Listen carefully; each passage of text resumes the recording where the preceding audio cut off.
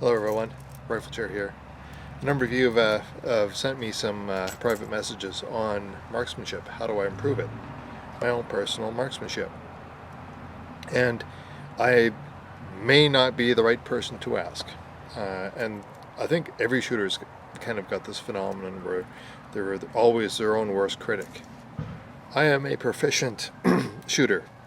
By no stretch of the imagination am I an expert, because I have so much more to learn, and I know that, and I acknowledge that. But what I will convey to you, if you will accept it, is a little nugget that I think most shooters don't pay enough attention to. Most shooters will pay attention to the physical, tangible things that they consider to be the facets of a high performing shooter or a proficient shooter, and we all seem to fall into this trap. It's kind of a trap. They'll be looking at their form, and they'll be reviewing their technical ability of the sciences of marksmanship, sight picture, breathing, trigger control, physical fitness, detailed record keeping. These are all really good things. I mean, being familiar with your rifle, knowing the ergonomics of where your magazines are, how you do your reloads. Those are all very, very important things. But I think what a lot of people are overlooking is the overriding factor that kind of connects all of these things and makes the shooter better. It isn't the material components in and of themselves. It's something else. Have you ever been on the firing point when a shooter got up? This is something I first started to see when I started getting into shooting pistol on IPSC and IDPA matches, where you can have an extremely proficient shooter. When it's practice time, it's a low pressure situation. They're shooting V-bulls or X-bulls. They're shooting bulls all the time. They're just very, very good marksmen. However, you put them in a competition, in a competitive environment where people are watching them, and maybe somebody's put a timer on them. You can see their hands start to shake. You can see the worry in their eyes, and you can see self-doubt because other people are shooting these stages, and now it's their turn. You know they're good shooters. You know they're safe. But it's the mental game that they lose. Sometimes they lose so badly that they'll come very, very low in the match standings, or they'll get disqualified, almost to the point of being unsafe. That's what I want to talk to you about. That's what makes or breaks shooters. Mental training. Now, I never really gave my mental state much consideration, other than the fact that I observed people basically lose their marbles, but lose their focus on the firing point over and over again. And I started realizing this. Something's up with this. These guys are great shooters in practice. But when they go on the firing point, they just calve. What's going on? And I didn't seem to be suffering from these things as much. I think we all suffer from it to one extent or another. It's just the degree of which you lose your mental focus when it's really important. When I shot the Canadian Armed Forces Small Arms Concentration, this is a while back now, I had to go through a process called qualification, and there were 3 teams set up: A, B, and C. A team was all the good shooters. I didn't end up on the A team. B team was the mediocre shooters. That's where I ended up. And C team was where all the other guys went. Not a good place to be. Doesn't make you kind of feel very good about yourself. See, just by that kind of branding, the mental trap is already sprung. Oh, I'm not a good enough shooter, that's why I'm on the C team. You get where I'm going here? That self-doubt, that inner dialogue has started already. I'm not good enough. is what's running through their minds. I know it is, because I was in the B team. So to be honest, when it came to the qualifications part, this is the story.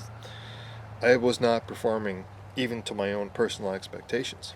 It took about a week before suddenly I started to wake up, reminding myself what I don't need to focus on, what I do need to focus on, limitations of my own physical fitness, what I'm good at, what I'm not good at, where I don't need to spend time, where I do need to spend time.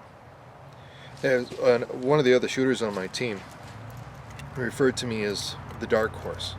I don't know. He's a horse guy. He's from Alberta. You know who you are if you're listening.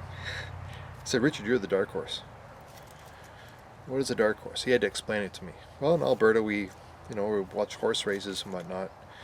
The dark horse is the horse that nobody saw coming. It's the horse at the back of the pack or in the middle of the pack. But when it really comes to the time to strike, when it's the opportune moment to give her, the dark horse does it. Nobody saw him coming, and he wins the race. Everybody's in shock that the unknown factor suddenly showed up. He said, Richard, you're the dark horse. Because when it came to the competition at the Canadian Armed Forces Small Arms Concentration, guys on the A team calved. Not all of them. Most of them. Everybody had these visions of grandeur of the A team standing in front of the entire shooting assembly winning their medals. And that's not what happened. So, there's a lesson to be learned here.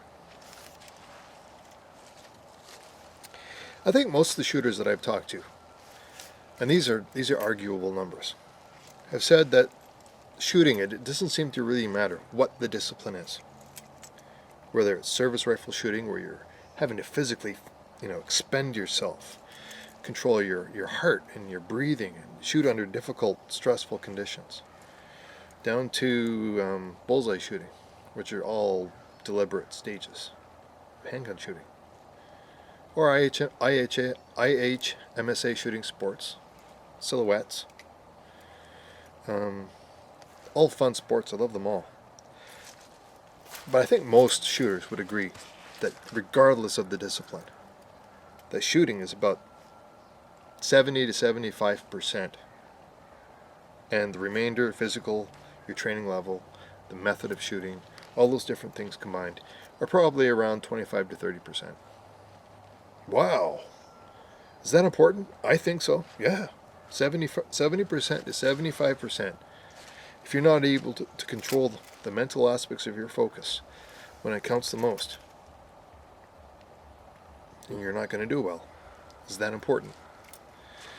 In the Sochi Winter Olympics, every team had mental trainers, mental coaches, people trained in trying to build up your psyche, give you confidence, see the goal, achieve the goal. Mental. Watching people lose their mental focus is not fun, and it doesn't feel good. And we all have to catch ourselves, because we all do it. It sneaks up on you. You don't see it coming. But this is where the training kicks in.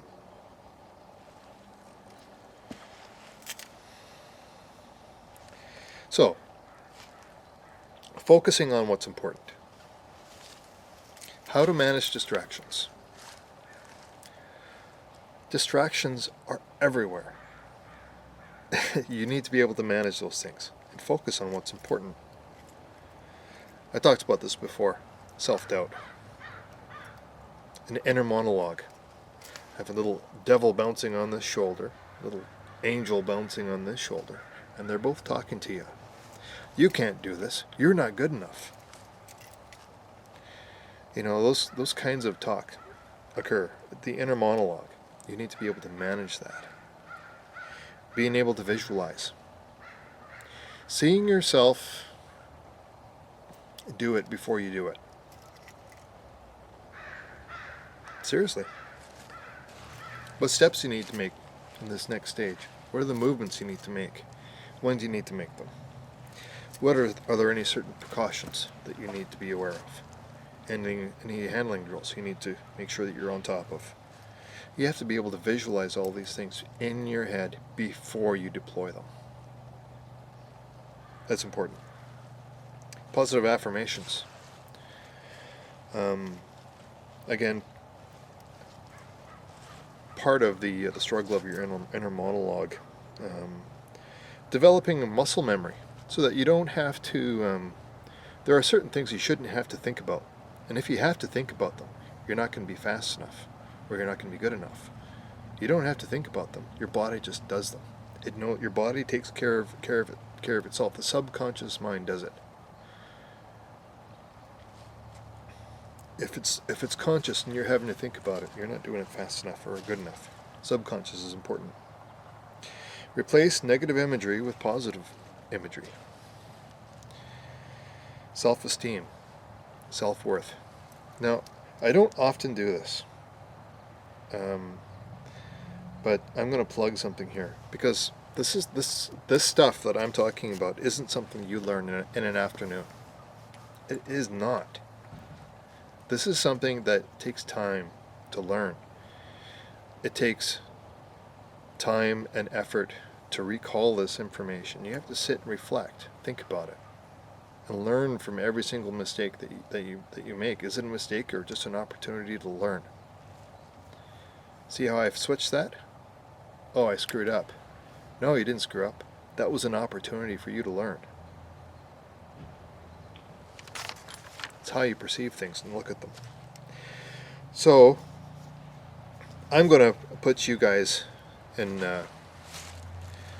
contact with a company I think that is very important. It's called the MilCun Training Center.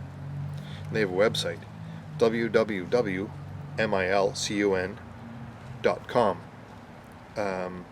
This here is a training center for marksmanship, and they have a very, very broad spectrum of disciplines that they touch on.